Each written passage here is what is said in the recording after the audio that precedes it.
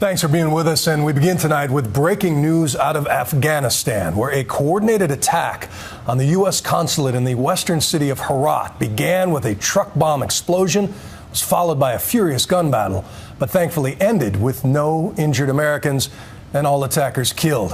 The Taliban is claiming responsibility, and according to the State Department, it came at sunrise, about 5:30 Friday morning in Afghanistan, when the truck drove to the front gate. The men inside opening fire on the Afghan police just outside the walls with assault rifles, possibly rocket-propelled grenades. The truck then exploded, damaging the gate enough to allow some attackers wearing suicide vests to gain access inside the compound, but all were killed by American security forces. That, of course, a blessed contrast to the deadly attack on the consulate in Benghazi, Libya, just over 1 year ago. But it also fits a pattern of attacks seen throughout the summer in Afghanistan as U.S. forces plan for next year's withdrawal while handing over virtually all defense duties to Afghans. We understand about 18 civilians thus far were injured.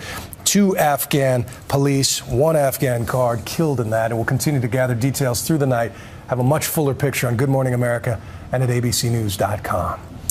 We pivot now to much lighter fare. It is Fashion Week here in New York, and as style watchers notice a shift in the shape of those runway models, American women may finally be seeing something of themselves up on the catwalk. Here's ABC's Juju Chang. Perhaps the only thing skinnier than the runway models at Fashion Week are their stilettos. But this is a fashion first. No plus-size clothing line has ever graced the catwalk at New York's Fashion Week.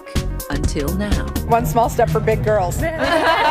One giant step for womankind. Yes. But this major fashion moment for full-figured women is part of a trend to represent real women's bodies in the retail industry.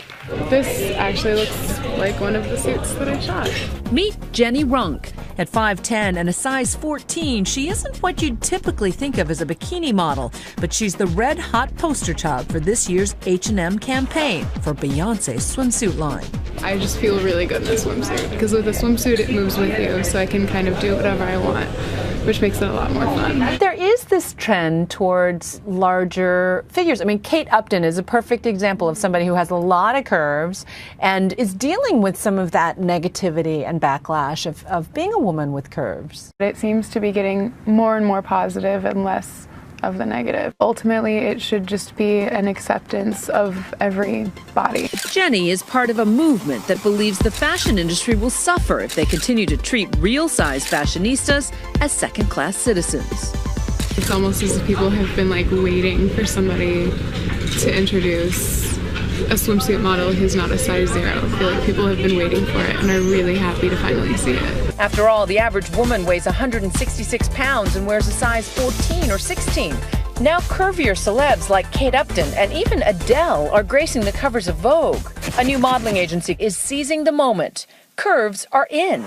They represent real-size models, whether they're a size 8 or 18 for that matter. We're seeing new clients pop up and existing clients using Plus, but we're also seeing the day rates of existing girls going up. Gary Dakin and Jacqueline Sarka used to run the plus-size division at Ford in New York until it was shut down. How tall is she? She's 5'10", size 10, 12. She's already gotten offers, but she's holding out to meet us. So they launched a new agency called Jag out of his apartment to take advantage of the growing plus-size market. It's overwhelming. It's coming in from all over the world. There's hundreds and hundreds and hundreds of wannabes in there, and you're like, how the hell did you hear about us? They cherry-picked a roster of 30 models who they had groomed and brought over from Ford. This is 19-year-old Madison. She's hoping Jag could be her big break. Gary and I were obsessed with her and just loved her off the set. But they aren't sure if Madison has the spark they're looking for. She's not a fuller girl, as you see. She's smaller, but she does have a 40-inch hip, which puts her at a size 10 in the fashion industry. The stakes are high. Visa debit? Yes. Okay, great. Retail analysts expect plus-size clothing sales to jump more than 5% a year for the next 5 years. Love this. At the end of the day, the fashion industry is a business. 20% of our revenue is from women who are over a size 12, and it's finally like, ding! And celebrities are launching their own lines of hip clothes to cash in on the $17 billion plus-size market. Still keeps the level of class and sexiness. Retailers are catching on too. High-end designers like Michael Kors, Calvin Klein, and Vince Camuto are getting into the game. Let's do this. And now, with business booming, Jag Models is finally getting their first real office.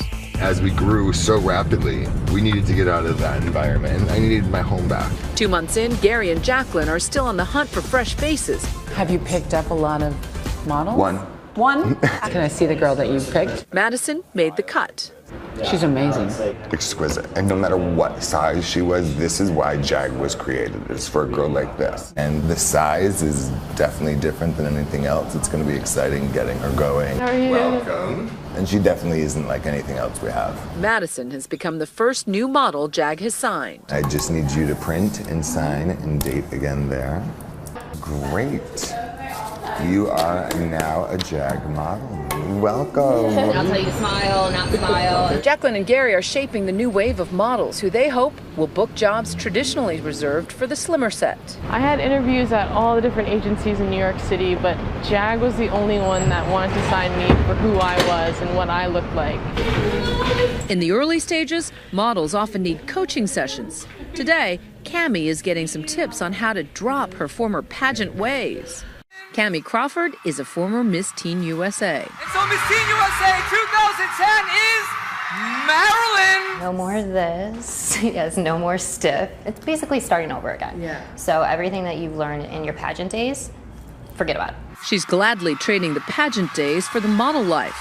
The hardest part about competing 17-year-old Cammie Crawford was trying to be small and be the size 0 that I know that I'm not. And that's why I'm so happy where I'm at now, because I can wear a size 10 and still feel as confident as I was when I was a size 0. Now at a size 10-12, she's adjusting to a surprisingly more relaxed lifestyle as a model who can indulge. I don't shy away from the croissants and the breads that I like, and I have French fries. I have lots of pasta. I love pasta. Within reason, of course. The goal is not to lose weight. The goal is just to maintain and stay toned. A large part of success in modeling, Gary says, is owning your body, regardless of its size. You can tell immediately in a girl, too, if she wants to lose the weight. Like, she's hiding, she's trying to position herself, she looks smaller. For Jag, these women are more than a dress size. These are girls whose lives you've become very enmeshed in. You might scold them, but you also give them a lot of love. Yeah. You know, I've gotten mortgages for girls. I've walked them down the aisle. I've done, like, so many different things. You're everything to them. They're banking on more high-fashion runways, joining the real size revolution. Ultimately, one day we'll get rid of the size. The more numbers we can get rid of, the more we can go on the merit of the girl and, you know, what she brings to the table. For Nightline, I'm Juju Chang in New York.